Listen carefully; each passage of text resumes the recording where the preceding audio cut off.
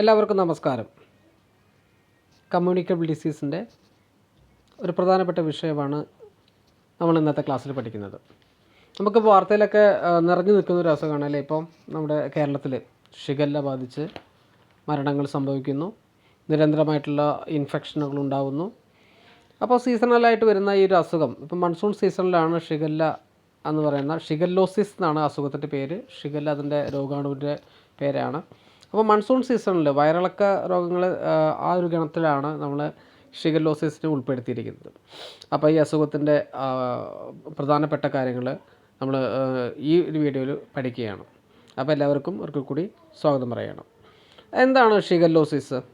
Shigellosis എന്ന് പറഞ്ഞാൽ നമുക്കറിയാം, ഇപ്പോൾ നമ്മൾ ഡയേറിയ ഒക്കെ നമുക്ക് സാധാരണയായിട്ട് നമ്മൾ അറിയുന്ന അസുഖങ്ങളാണ്. ഡയേറിയ, കോളറ ഒക്കെ ആ ഒരു ഗണത്തിൽ വരുന്ന അസുഖം തന്നെയാണ്. നമ്മുടെ വൻകുടലിനെ ബാധിക്കുന്ന അസുഖമാണ് ഷിഗല്ലോസിസ് എന്ന് പറയുമ്പോൾ. അതിൻ്റെ പോസിറ്റീവ് ഏജൻറ്റ് എന്ന് പറഞ്ഞാൽ ഷിഗല്ല ബാക്ടീരിയ. അത് ഒരു ഗ്രാം നെഗറ്റീവ് റോഡ് ഷേപ്പ്ഡ് ബാക്ടീരിയയാണ് ഷിഗല്ലോസിസ് എന്ന അസുഖത്തിന് കാരണമാകുന്നത്. അപ്പോൾ ഒരു പോയിൻ്റ് നോട്ട് ചെയ്ത് വെക്കുക. ഷിഗല്ലോസിസ് അസുഖത്തിന് കാരണമായിട്ടുള്ള ബാക്ടീരിയയുടെ പേരാണ് ഷിഗല്ല ബാക്ടീരിയ. അത് 4 ടൈപ്പ് ഉണ്ട്. അത് പിന്നീട് നമ്മളതിലേക്ക് വരാം. അപ്പോൾ അത് എവിടെയാണ് ബാധിക്കുന്നത്?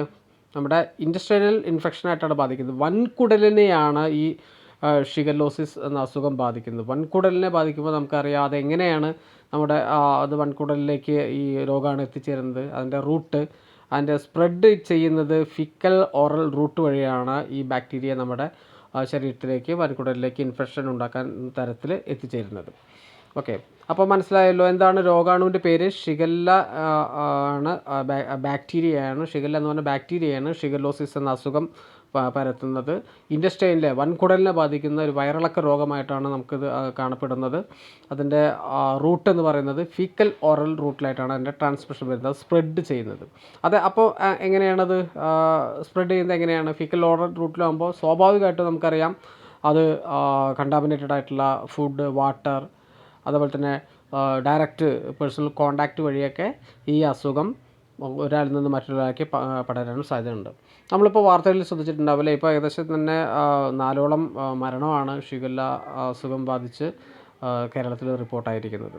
അപ്പം വളരെയധികം നമുക്ക് ഏറ്റവും കൂടുതൽ അറിഞ്ഞിരിക്കേണ്ടതും വളരെയധികം ശ്രദ്ധിക്കേണ്ടതുമായിട്ടുള്ള ഒരു അസുഖം തന്നെയാണ് ഷിഗല്ലോസിസ് എന്ന് പറഞ്ഞ അസുഖം. അതിൻ്റെ ലക്ഷണങ്ങളിലേക്ക് പോകുമ്പോൾ, അതിൻ്റെ മെയിൻ സിംറ്റംസിലേക്ക് വരുമ്പോൾ എന്താണ്? Watery or bloody diarrhoea. Bloody diarrhoea എന്ന് പറയുമ്പോൾ സ്റ്റൂൾ പോകുമ്പോൾ മലത്തിലൂടെ രക്തത്തിൻ്റെ അംശം കാണുക. അതാണ് ഏറ്റവും കണ്ടൈനേജിയസ് ആയിട്ടുള്ള, വളരെ സീരിയസ് ആയിട്ടുള്ള ഒരു സിംറ്റമാണ് വാട്ടറി ഓർ ബ്ലഡി ഡയറിയ എന്ന് പറഞ്ഞാൽ. പിന്നെ അതുപോലെ തന്നെ സഡൻ ഓൺസെറ്റ് ഓഫ് ഫീവർ, പനിയോട് കൂടിയിട്ടാവും ഈ ലക്ഷണങ്ങളെല്ലാം വരുന്നത്. ഫീവർ പറഞ്ഞെങ്കിൽ പെട്ടെന്നുള്ള പനി വരും, വയറിളക്കം വരും. വയറിളക്കം സ്റ്റൂൾ മലം പോകുമ്പോൾ അതിൽ രക്തത്തിൻ്റെ അംശം ഉണ്ടാവും, വോമിറ്റിംഗ് ഉണ്ടാവും, അതുപോലെ തന്നെ ക്ഷീണം, നോസിയ, ഒക്കാനം, ഇടയ്ക്കിടയ്ക്ക് ഒക്കാനം ഉണ്ടാവും. പിന്നെ അതുപോലെ തന്നെ ഏറ്റവും പ്രധാനമായിട്ട് ഇപ്പം അതുപോലെ തന്നെ അബ്ഡോമൻ ക്രാംസ് ഉണ്ടാവും. വയറിലിങ്ങനെ ഇറുക്കി പിടിക്കുന്നത് പോലെ, വേദന പോലെയൊക്കെ തോന്നും വയറിന് ഉള്ളിൽ. ഏറ്റവും പ്രധാനമായിട്ട് തോന്നുന്ന ഒരു ലക്ഷണമാണ് ടെനസ്മോസിസ് എന്ന് പറയും. ടെനസ്മസ് എന്ന് പറഞ്ഞാൽ പെയിൻഫുൾ, അതുപോലെ തന്നെ persistent feeling of needing to pass stool. നമുക്ക് നമ്മുടെ ശരീരത്തിൽ ഭക്ഷണം ഒന്നും ഇല്ലാത്ത അവസ്ഥയിലാണെങ്കിലും, നമ്മുടെ കുടലിനകത്ത് ഭക്ഷണ പദാർത്ഥങ്ങൾ ഒന്നും ഇല്ലാത്ത അവസ്ഥയിലാണെങ്കിലും നമുക്ക് മലവിസർജനത്തിന് പോകാനുള്ള ഒരു ടെൻഡൻസി അത് തോന്നിക്കൊണ്ടേയിരിക്കും. അതാണ് ഈ ഷിഗല്ലോസിസിൻ്റെ പ്രധാനമായിട്ടുള്ള ലക്ഷണങ്ങളിൽ വരുന്നത്. അപ്പം നമുക്കറിയാം ഈ ഡയറിയ പോലുള്ള രോഗങ്ങളുടെ ഏറ്റവും ഫസ്റ്റിലുണ്ടാകുന്ന ലക്ഷണം എന്ന് പറഞ്ഞാൽ സഡൻ ഓൺസെറ്റ് ഓഫ് ഫീവറാണ്. പെട്ടെന്നുള്ള പനിയും വോമിറ്റിംഗ്, നോസിയ. സ്വാഭാവികമായിട്ട് നമുക്കറിയാം പെട്ടെന്ന് പനി വന്നാൽ ഛർദ്ദിലുണ്ടാവും, അതുപോലെ തന്നെ ഓക്കാനം ഉണ്ടാവും. പിന്നെ ഈ ഷിഗല്ല ബാധിക്കുന്നത് നമ്മുടെ ഇൻറ്റസ്റ്റൈനിലാണ് ആയതുകൊണ്ട് അതിൻ്റെ ഭാഗമായിട്ടുള്ള അബ്ഡോമൻ പെയിൻ ഉണ്ടാവും, ക്രാംസ് ഉണ്ടാവും. പിന്നെ ഈ അവസാനം പറഞ്ഞിരിക്കുന്ന പോലെ ടെനസ്മസ് എന്ന് പറഞ്ഞിട്ടുള്ള ആ ഒരു സിറ്റുവേഷൻ ഉണ്ടാവും. അത് വളരെ വേദനയായിട്ട് നമുക്ക് ടോയ്ലറ്റിൽ പോകാനുള്ള ഒരു ടെൻഡൻസി എപ്പോഴും തോന്നിക്കൊണ്ടിരിക്കും. അതാണ് പ്രധാനമായിട്ടുള്ള ലക്ഷണങ്ങളെന്ന് പറയുന്നത്. ഓക്കെ, അപ്പോൾ നമുക്ക് അതിൻ്റെ ഇൻക്യുബേഷൻ പീരീഡിലേക്ക് വരാം. ഇൻക്യുബേഷൻ പീരീഡ് എന്ന് പറയുമ്പോൾ നമ്മൾ ഡയറിയയുടെ ഇൻക്യുബേഷൻ പീരീഡൊക്കെ നമ്മൾ അറിയുന്നതാണ്. അപ്പം ഷിഗല്ലോസിസിൻ്റെ ഇൻക്യുബേഷൻ പീരീഡ് വരുന്നത് 12 മുതൽ 7 12 മണിക്കൂർ മുതൽ 7 ദിവസം വരെയാണ്. അതിൽ നമുക്ക് 1 to 3 ഡേയ്സ് വരെയാണ് കോമൺ ആയിട്ട് ഇതിൽ കാണുന്നത്. അത് 12 മണിക്കൂർ മുതൽ 7 ദിവസം വരെ അതിൻ്റെ ഇൻക്യുബേഷൻ പീരീഡ് നീണ്ടു നിൽക്കാം. ഓക്കെ, നമുക്ക് അതിൻ്റെ ഹിസ്റ്ററിയിലേക്ക് പോയാലോ. ഷിഗല്ലോസിസിൻ്റെ ഹിസ്റ്ററിയിലേക്ക് പോകുമ്പോൾ 1897 ഈ രോഗാണുവിനെ ഐസൊലേറ്റ് ചെയ്തിരിക്കുന്നത്. ഈ 1897 ഒരു പാൻഡമിക് ഉണ്ടായി. അവിടെ ജപ്പാനിൽ ഒരു ജപ്പാൻ ഫിസിഷ്യനാണ് അതിനെ ഐസൊലേറ്റ് ചെയ്തത് 1897. ആ ഫിസിഷ്യൻ്റെ പേര് കൊടുത്തിട്ടുണ്ട്, കിയോഷി ഷിഗ. അപ്പോൾ അദ്ദേഹത്തിൻ്റെ പേരിൽ തന്നെയാണ് ഈ ബാക്ടീരിയ അറിയപ്പെടുന്നത്. ഓക്കെ, അപ്പോൾ അത് ഫസ്റ്റ് എന്നാണ് ഐസൊലേറ്റ് ചെയ്തത്, ഏത് വർഷത്തിലാണ്? 1897 ഷിഗല്ല വൈറസിനെ ഐസൊലേറ്റ് ചെയ്തത്. ഓക്കെ, ഒരു ജപ്പാനീസ് ഫിസിഷ്യനായിരുന്നു, അദ്ദേഹത്തിൻ്റെ പേര് കിയോഷി ഷിഗ എന്ന് പറഞ്ഞ ഒരു ജപ്പാനീസ് ഫിസിഷ്യനാണ് ഈ ബാക്ടീരിയ ഐസൊലേറ്റ് ചെയ്തത്. അപ്പം നമുക്കിതിൻ്റെ ക്ലാസിഫിക്കേഷനിലേക്ക് പോകുമ്പോൾ ഈ ബാക്ടീരിയ 4 തരത്തിലാണ്, 4 ഗ്രൂപ്പായിട്ടാണ് തരംതിരിച്ചിരിക്കുന്നത്. അപ്പോൾ ഗ്രൂപ്പ് എ ഗ്രൂപ്പ് എന്ന് പറയുമ്പോൾ ഷിഗല്ല ഡിസെൻട്രിയ. നമ്മുടെ കേരളത്തിൽ ഇപ്പോൾ നിലവിലുള്ള അസുഖത്തിന് ഡെത്തും അതുപോലെ തന്നെ ഇതിൻ്റെ സ്പ്രെഡിനൊക്കെ കാരണം ഈ ഷിഗല്ല ഡിസെൻട്രിയ ആണ്. അതുപോലെ തന്നെ Shigella flexneri, Shigella boydii, Shigella sonnei 4 ഗ്രൂപ്പായിട്ടാണ് ഷിഗല്ലിനെ ക്ലാസിഫൈ ചെയ്തിരിക്കുന്നത്. ഷിഗല്ല ബാക്ടീരിയനെ group A Shigella dysenteriae, group B flexneri, group C boydii, group D Shigella sonnei. ഈ ക്ലാസിഫിക്കേഷനുകളിൽ അതൊന്ന് കൃത്യമായിട്ട് ഓർത്ത് വയ്ക്കുക, പഠിച്ചു വയ്ക്കുക പോയിന്റുകൾ. കാരണം എന്താണെങ്കിൽ റീസെൻ്റ് ആയിട്ടുള്ള വരുന്ന അസുഖങ്ങൾ, ഇനിയിപ്പോൾ ഇൻ കേസ് നിങ്ങൾക്ക് ഇൻ്റർവ്യൂവിന് പോകുന്നതാണെങ്കിലും അതുപോലെ തന്നെ പരീക്ഷയിലാണെങ്കിലും ഏറ്റവും അവസാനം ഉണ്ടായിരുന്നിരിക്കുന്ന അവസാനം ഉണ്ടായിട്ടുള്ള കുറച്ച് നോട്ടിഫിക്കലായിട്ടുള്ള ഭീകരമായിട്ടുള്ള ഡേഞ്ചറസ് ആയിട്ടുള്ള അസുഖങ്ങളെക്കുറിച്ചുള്ള ക്വസ്റ്റ്യൻസ് തീർച്ചയായിട്ടും പരീക്ഷയ്ക്ക് ചോദിക്കാൻ സാധ്യതയുണ്ട്. അതുകൊണ്ടാണ് നമ്മൾ ഏറ്റവും റീസെൻ്റ് ആയിട്ടുള്ള ഇപ്പോൾ ഡയേറിയ, ഇപ്പോൾ നിലവിൽ വേറൊരു അസുഖം കൂടി ഇപ്പം കേരളത്തിൽ ഈ മൺസൂൺ സമയത്ത് വന്ന് നോട്ടിഫൈ ചെയ്തിട്ടുണ്ട്, നിപ്പ അസുഖം. അതിൻ്റെ ക്ലാസ് നമ്മുടെ അടുത്ത വീഡിയോയിൽ ഇടുന്നതാണ്. അപ്പം ഷിഗല്ലയിലേക്ക് നമുക്ക് കുറച്ചുകൂടി ഡീപ്പായിട്ട് നമുക്ക് പഠിച്ചു പോകാം. എല്ലാ പോയിന്റുകളും ഇതിനകത്ത് വരുന്നുണ്ട്, പ്രധാനപ്പെട്ട എല്ലാ പോയിന്റുകളും നമുക്ക് പഠിച്ചു പോകാം. ഓക്കെ, അപ്പോൾ നമ്മൾ ക്ലാസിഫിക്കേഷൻ പറഞ്ഞു, 4 ഗ്രൂപ്പായിട്ടാണ് ഷിഗല്ല ബാക്ടീരിയയെ ക്ലാസിഫൈ ചെയ്തിരിക്കുന്നത്. ഓക്കെ, ഇനി നമുക്കറിയാം ഇപ്പോൾ ഈ മഴക്കാലമാകുമ്പോൾ മഴക്കാലജന്യ രോഗങ്ങളും അതുപോലെ തന്നെ സാംക്രമിക രോഗങ്ങളൊക്കെ കൂടുന്നുണ്ട്. അപ്പോൾ അത് ഈ ഷിഗല്ലോസിസും മഴക്കാലം it is spread and often accelerated by monsoon സീസണിൽ തന്നെയാണ് ഷിഗല്ലോസിസും കൂടുതലായിട്ടും കാണപ്പെടുന്നത്. ഏറ്റവും കൂടുതലും ഇത് അഫക്റ്റ് ചെയ്യുന്നത് കുഞ്ഞുങ്ങളിലാണ് ഇതിൽ ഏറ്റവും കൂടുതൽ അത് ഡേഞ്ചർ സീരിയസ് ആവുന്നതും കുഞ്ഞുങ്ങളിലാണ്. ഓക്കെ, അതിൻ്റെ മോഡ് ഓഫ് ട്രാൻസ്മിഷൻ എന്ന് പറയുമ്പോൾ എങ്ങനെയാണ്, നമ്മൾ ആദ്യമേ പഠിച്ചല്ലേ, കണ്ടാമിനേറ്റഡ് ഫുഡും വാട്ടറൊക്കെയാണ്. കണ്ടാമിനേറ്റഡ് ഡ്രിങ്കിങ് വാട്ടർ, കുടിവെള്ളം മലിനപ്പെടുന്നതിലൂടെ കൂടിയിട്ടാണ് ഈ ബാക്ടീരിയ നമ്മുടെ ശരീരത്തിലേക്ക് വരുന്നത്. അപ്പം അതിനെതിരെ നമുക്ക് എന്ത് ചെയ്യാൻ പറ്റും? തിളപ്പിച്ചാറിയ വെള്ളം മാത്രം കുടിച്ചുകൊണ്ട് ആ ഒരു ശീലം വളർത്തിയെടുക്കുക. അത് മറ്റുള്ളവരിലേക്ക് ആ ഒരു മെസ്സേജ് നമുക്ക് പറഞ്ഞു കൊടുക്കാൻ പറ്റും. അതുപോലെ തന്നെ ടിൻഡ് ഫുഡ്, സ്റ്റേൽ ഐറ്റംസ്. ടിൻഡ് ഫുഡ് എന്ന് പറഞ്ഞാൽ എന്താ? ഈ പാക്കിൽ വരുന്ന ടിൻഡ്, ഇപ്പം കോള, അതുപോലെ തന്നെ സിപ്പപ്പ് ഏറ്റവും ഡേഞ്ചർ ആയിട്ടുള്ള ഒരു ഐറ്റമാണ്. അപ്പോൾ അത്തരത്തിലുള്ള ടിൻഡ് ഫുഡുകളും സ്റ്റൈൽ ഐറ്റംസ് എന്ന് പറഞ്ഞാൽ നമ്മളിപ്പം സാലഡ്, ഇപ്പോൾ ഫ്രൂട്ട് സാലഡ്, അതുപോലെ തന്നെ നമ്മൾ അൺഹൈജീനിക് ആയിട്ടുള്ള വെജിറ്റബിൾസും ഫ്രൂട്ട്സൊക്കെ ആയിട്ട് ഉണ്ടാക്കുന്ന അത്തരത്തിലുള്ള ഫുഡ് ഐറ്റംസുകളൊക്കെ ഈ രോഗം പടരാൻ, അതിൻ്റെ ട്രാൻസ്മിഷന് കാരണമാകും.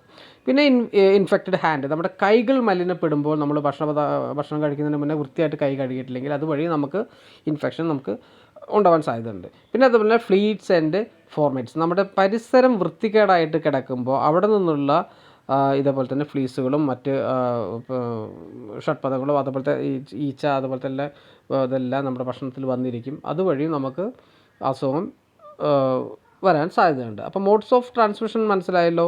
കണ്ടാമിനേറ്റഡ് ഫുഡ് വഴിയാവാം, അതേപോലെ തന്നെ ഡ്രിങ്കിങ് വാട്ടർ വഴിയാവാം, ഇനി അതേപോലെ തന്നെ നമ്മുടെ ഇൻഫെക്റ്റഡ് ഹാൻഡ് വഴിയാവാം, നമ്മുടെ ഓറൽ ഫീക്കൽ റൂട്ടാണെന്ന് മനസ്സിലാക്കി. ആ ഒരു ലെവലിൽ തന്നെ ഇപ്പോൾ ഫ്ലീസ് ആൻഡ് ഫോർമേറ്റ്സ് വഴിയും നമുക്ക് ഈ അസുഖം പടരാൻ സാധ്യതയുണ്ട്. ഇപ്പോൾ നമുക്കിപ്പോൾ കേരളത്തിൽ വന്നിരിക്കുന്നത് ഈ ഇത്തരത്തിലുള്ള ഒരു സ്പ്രെഡിങ്ങും ഇതേപോലെ തന്നെ ഈ വാട്ടർ കണ്ടാമിനേഷനും ഇതൊക്കെ തന്നെയാണ്. പിന്നെ അതേപോലെ തന്നെ ഫുഡ് പുറമെ നിന്നുള്ള അൺഹൈജീനിക് ആയിട്ടുള്ള ഫുഡ് വാങ്ങി കഴിച്ചിട്ട് ഉള്ള ഇൻഫെക്ഷനുകളൊക്കെ ഉണ്ട്.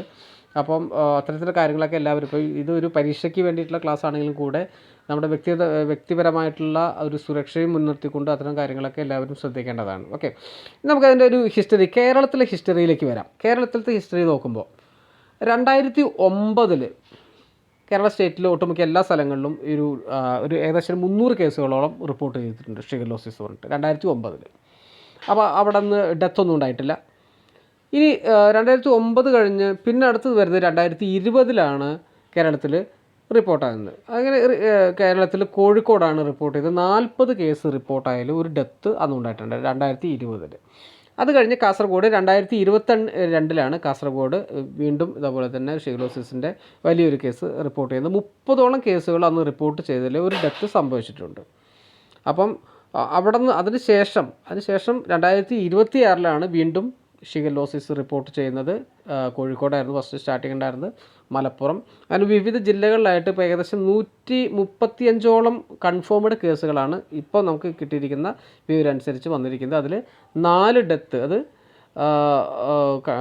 ഇപ്പോൾ നമുക്ക് റിപ്പോർട്ട് ലഭിച്ച പ്രകാരമാണ് 4 ഡെത്ത് പറയുന്നത്.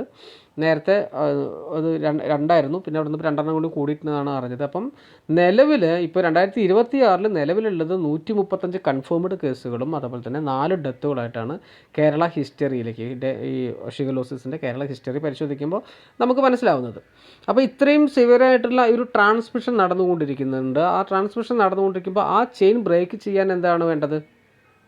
നമുക്ക് കൃത്യമായിട്ടുള്ള വ്യക്തി ശുചിത്വവും അതുപോലെ തന്നെ ഹൈജീനിക്കായിട്ടുള്ള ഭക്ഷണങ്ങൾ എടുക്കുന്നതിലും നമ്മൾ വളരെയധികം ശ്രദ്ധിക്കേണ്ടതിൻ്റെ ആവശ്യകതയാണ് നമുക്കിതിൽ നിന്ന് മനസ്സിലാവാൻ പറ്റുന്നത്. നമുക്കിതിൻ്റെ കൃത്യമായിട്ടുള്ള ഒരു ട്രീറ്റ്മെൻറ്റ്, നമുക്ക് അതിൻ്റെ ഓവറൽ റീഹൈഡ്രേഷൻ തെറാപ്പിയാണ് കൃത്യമായിട്ടുള്ള ഒരു ട്രീറ്റ്മെൻറ്റ് പറയുന്നുള്ളൂ. പിന്നെ അതുപോലെ തന്നെ മെഡിക്കേഷനിലേക്ക് വരുമ്പോൾ ആൻറ്റിബയോട്ടിക്സ് മെഡിക്കേഷൻ ചെയ്യുന്നുണ്ട്. ആൻറ്റിബയോട്ടിക്സ് ആകുമ്പോൾ അതിൽ മെയിൻലി ഏതൊക്കെ കൊടുക്കുന്നത്? സിപ്രോഫ്ലാക്സാസിൻ കൊടുക്കുന്നുണ്ട്, അസിത്രോമൈസിൻ കൊടുക്കുന്നുണ്ട്. അതാണ് ഇതിൻ്റെ ട്രീറ്റ്മെൻ്റ് ആയിട്ട് വരുന്നത്. ഇതിൻ്റെ ഇപ്പോൾ ഷിഗല്ലോസിസിന് കൃത്യമായിട്ടുള്ള ഒരു വാക്സിനോ അല്ലെങ്കിൽ ഇഞ്ചക്ഷനോ അത്തരം കാര്യങ്ങളൊന്നും നിലവിലില്ല. അപ്പോൾ അതുകൊണ്ട് അതിൻ്റെ സിംറ്റമാറ്റിക് ആയിട്ടുള്ള കാര്യങ്ങൾക്ക് വേണ്ടിയിട്ടുള്ള ട്രീറ്റ്മെൻറ്റുകളാണ് കൊടുക്കുന്നത്. ഇപ്പോൾ ORS, ഇപ്പോൾ ഓറൽ റീഹൈഡ്രേഷൻ തെറാപ്പി പറഞ്ഞിട്ടുണ്ടെങ്കിൽ ഡയേറിയ സംഭവിക്കുമ്പോൾ നമ്മുടെ ശരീരത്തിലത്തെ ഊർജ്ജം കംപ്ലീറ്റ് പോവുകയാണ്. അപ്പോൾ അതിനെ റിക്കവർ ചെയ്യാൻ വേണ്ടിയിട്ടാണ് ഈ ORT അപ്ലൈ ചെയ്യുന്നത്. പിന്നെ അതുപോലെ തന്നെ ആൻറ്റിബയോട്ടിക്സ്, ആ ഉള്ളിൽ കയറിയിട്ടുള്ള ഇൻഫെക്ഷൻ പോകാൻ വേണ്ടിയിട്ടുള്ള ആൻറ്റിബയോട്ടിക്സ് ആണ് കൊടുക്കുന്നത്. ഇനി അതിൻ്റെ കോംപ്ലിക്കേഷനിലേക്ക് വരിക. ഓരോ അസുഖത്തിൻ്റെയും കോംപ്ലിക്കേഷനിൽ നമ്മൾ കൃത്യമായിട്ട് പഠിച്ചിരിക്കേണ്ടതാണ്. അപ്പോൾ ഷിഗല്ലോസിസിൻ്റെ കോംപ്ലിക്കേഷനിൽ മെയിനായിട്ട് എന്താണ്? സിവിയർ ഡീഹൈഡ്രേഷൻ ഓഫ് മാൽന്യൂട്രീഷൻ, വിളർച്ച സംഭവിക്കും അത് കോംപ്ലിക്കേഷൻ വരുമ്പോൾ. അടുത്തത് ഏറ്റവും പ്രധാനമായിട്ടുള്ളതാണ് HUS എന്ന് പറയും. ഹെമലൈറ്റിക് യൂറിമിക് സിൻഡ്രോം ആണ് ഏറ്റവും സീരിയസ് ആയിട്ടുള്ള കോംപ്ലിക്കേഷൻ എന്ന് പറയുക. അപ്പോൾ ഈ പേരൊന്ന് പഠിച്ചു വെക്കുക, HUS എന്ന് പറഞ്ഞാൽ ഹെമോലൈറ്റിക് യൂറിമിക് സിൻഡ്രോം. പിന്നെ അതുപോലെ തന്നെ റിയാക്റ്റീവ് ആർത്രൈറ്റിസ്. ഇത്രയാണ് ഇതിൻ്റെ കോംപ്ലിക്കേഷനായിട്ട് നമുക്ക് കാണാൻ കഴിയുന്നത്. അടുത്ത് നമുക്കതിൻ്റെ റിസ്ക് ഫാക്ടറും പ്രിവെൻഷനിലേക്ക് പോകാം. ഷിഗല്ലോസിസിൻ്റെ റിസ്ക് ഫാക്ടറും അതിൻ്റെ പ്രിവെൻഷനും. റിസ്ക് ഫാക്ടർ എന്ന് പറഞ്ഞാൽ എന്താണ്? It is most common in young children's, ഇല്ലേ? ചെറിയ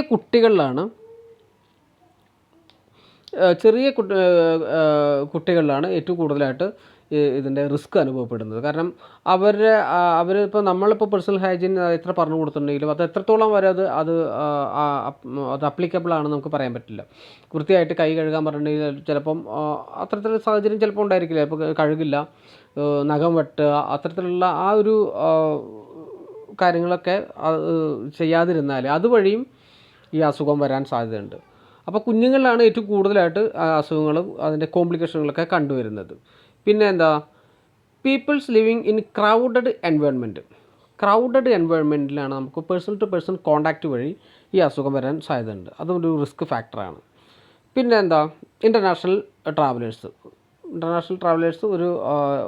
ഒരു രാജ്യത്തു നിന്ന് മറ്റൊരു രാജ്യത്തേക്ക് വരുന്ന ട്രാവലേഴ്സും അവരിലും ഈ അസുഖബാധ ഉണ്ടെങ്കിൽ അതും മറ്റുള്ളവർക്ക് പകരാൻ സാധ്യതയുണ്ട്.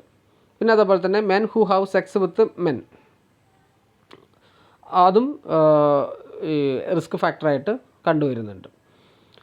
പ്രിവെൻറ്റീവ് മെഷേഴ്സിലേക്ക് പോകുമ്പോൾ നമുക്ക് ഏറ്റവും സൂട്ടായിട്ട് ഏറ്റവും സുരക്ഷിതമായിട്ട് ചെയ്യാൻ പറ്റുന്നത് സ്ട്രിക്റ്റ് ഹാൻഡ് വാഷിംഗ് ആണ്. ഇല്ലേ? നമ്മൾ കൊറോണ വന്നപ്പോൾ നമ്മൾ കൃത്യമായിട്ട് സാനിറ്റൈസറൊക്കെ ഉപയോഗിച്ചിരുന്നു, കൈകൾ വൃത്തിയാക്കിയിരുന്നു. എന്തുകൊണ്ടാണ്? നമുക്ക് ആ അസുഖത്തെ പേടിയുള്ളതുകൊണ്ടാണ്. അത് ഈ നമ്മുടെ വായിലൂടെയാണ്, ഓറൽ റൂട്ട് വഴിയൊക്കെയാണ് അത് പട്ടുക എന്നുള്ളത് കൃത്യമായിട്ടുള്ള അറിയാം. അതുകൊണ്ട് നമ്മൾ കൃത്യമായിട്ട് ഹാൻഡ് സാനിറ്റൈസറൊക്കെ യൂസ് ചെയ്തിരുന്നു.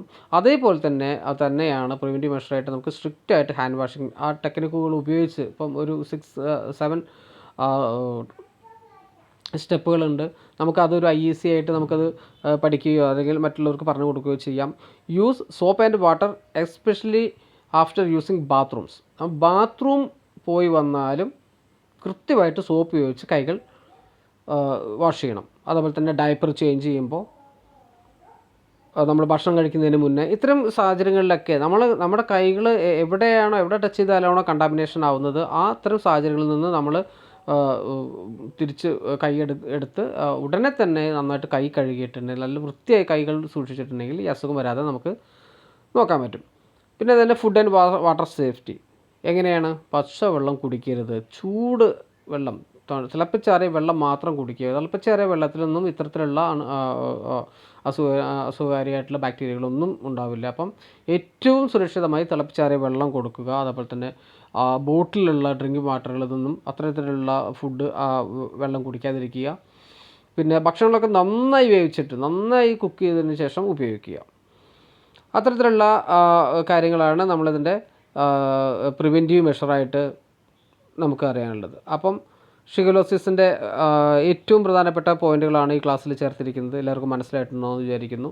നമ്മൾ ഇത്തരത്തിലുള്ള കമ്മ്യൂണിക്കബിൾ ഡിസീസുകൾ ഓരോ അസുഖങ്ങളായിട്ട് നമുക്ക് ചെറിയ ചെറിയ വീഡിയോകളായിട്ട് പഠിച്ചു പോവാം. അപ്പം ഇനി അടുത്ത ഒരു ക്ലാസ് ആവുന്നത് വരെ എല്ലാവർക്കും നന്ദി, നമസ്കാരം.